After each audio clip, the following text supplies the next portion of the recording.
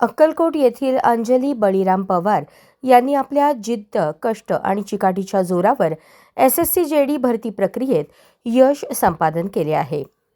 वयाच्या अवघ्या 20व्या वर्षी त्यांनी ही महत्त्वाची निवड मिळवून अक्कलकोट तालुक्याचा नावलौकिक केला आहे. अंजली पवार यांच्या निवडीनंतर सुप्रभात ग्रुपच्या वतीने उद्योगपती श्रीमती गीता कोरे यांच्या हस्ते सत्कार करण्यात आला. यावेळी सुप्रभात ग्रुपचे अध्यक्ष सुनील गोरे, नगरसेवक महेश हिंडोळे, रमेश कापसे, उद्योगपती विलास कोरे, राजशेखर हिप्परगी, सेवानिवृत्त शिक्षिका उषा हंचाटे, विक्रम शिंदे, गजानन पाटील, मल्लिकार्जुन आळगी, पत्रकार शिवानंद फुलारी, स्वामी सेवक श्रीकांत झिपरे, स्वामी समर्थ सेवा आश्रमाचे राजेंद्र महाराज सुरवसे, रामचंद्र समाने, स्वामीनाथ स्थावर मठ, विष्णू सांगडे, दत्ता पाटील, राजकुमार एकबोटे, स्वामीनाथ पाटील, अंबिका बनसोडे, प्रेरणा माने आदी उपस्थित होते.